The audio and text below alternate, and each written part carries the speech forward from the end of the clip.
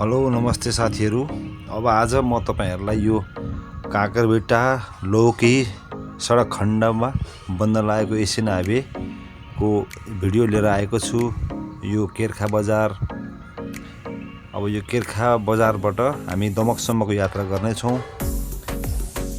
काँकरभिट्टाबाट लौकीसम्मको 120 kilometre सडक बन्ने भनेको छ। सोही अन्तर्गतको यो एउटा काँकरभिट्टाबाट केर्खाबाट अर्को उतापट्टिको भागको चाहिँ भिडियो निकाल्दै छु। यो क्याम्पा जाने बाटो केर्खा बजार एकदमै सडक स्तरोन्नति सहित बढ्दै छ। यहाँहरुले भिडियो हेर्नु भएको छ।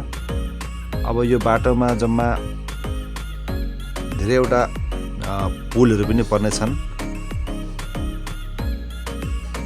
जसमा निन्दा, बिरिङ, कन्काई, रतुवा, बक्राहा र लोहन्द्रा पुल निर्माण हुनेछ। एकदमै धुलम्बे छ बाटो।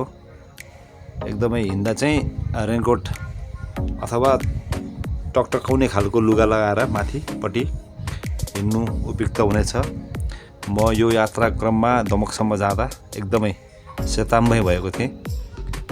सोही गरी अब सडकका छेउमा साइकल लेन, फुटपाथ, ड्रेन सहितको यो बाटो एकदमै नेपालको ठुलो बाटोको रूपमा हुनेछ। एकदमै आकर्षक र सुन्दर छ। बीचमा डिभाइडर छ जहाँ चाहिँ हरियो बोट बिरुवा अथवा दुबो झारहरू रोपिने छ होला सायद। यो यहाँ हामीले बाटोमा काम भइरहेको दृश्य कैद गरेको छौं।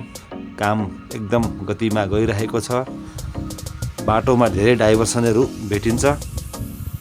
अब यो सुक्खा यामको सुरुवात भएकोले गर्दा हावा सँगसँगै धुलोले पनि एकदमै धेरै दुःख दिनेछ यात्रा क्रममा।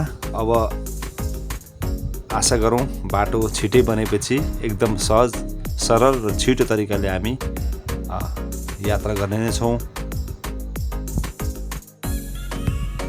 एसियन हाइवेको रुट जुन एसियन हाइवे 2 छ, यो थाइल्यान्डको ब्याङ्ककबाट सुरु भई म्यानमार, बङ्गलादेश, भारत हुँदै नेपालको काँकरभिट्टाबाट प्रवेश हुँदै पूर्व पश्चिम राजमार्ग भएर बनबासा र त्यहाँबाट फेरि भारतको नयाँ दिल्ली हुँदै अन्य देशतिर जाने भन्ने यसको चाहिँ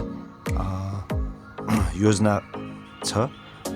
त्यसै क्रममा हामी अब यो अहिले यात्रा गर्दै पाडाजुङ्गी छेउको हामी सडकबाट पाडाजुङ्गी चोक नजिक पुग्न लागिसकेका छौँ।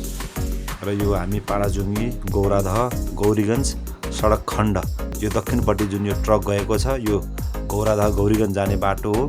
यो कमल गाउँपालिका अन्तर्गत रहेको पाडाजुङ्गी चोक एकदमै फराकिलो, आकर्षक बन्ने प्रक्रियामा निर्माण सुरु भइरहेको छ, देखिन सकिन्छ।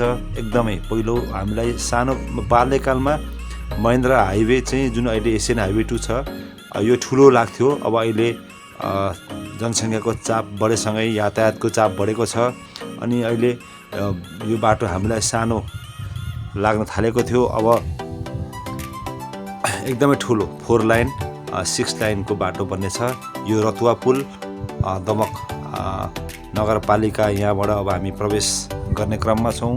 यो हाम्रो पुरानो पुल माथिबाट हामी यात्रा गर्दै यो छेउमा यो देखिँदै गरेको बन्दै गरेको भनेको नयाँ पुलको बिम अनि त्यसको पोलहरू चाहिँ बन्दैछ।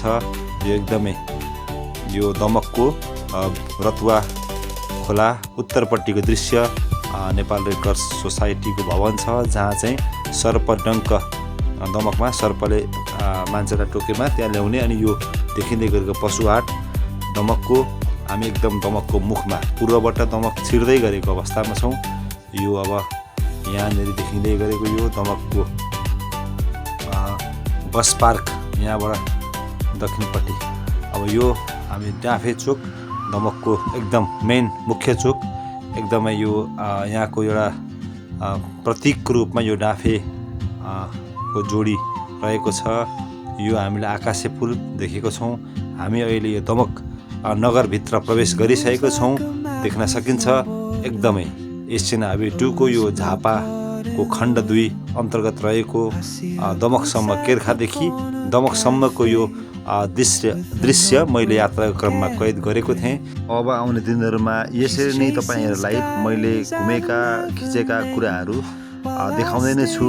मलाई लाइक कमेन्ट अनि सेयर गरी कस्तो लाग्यो त्यसको फिडब्याक पनि दिनु होला।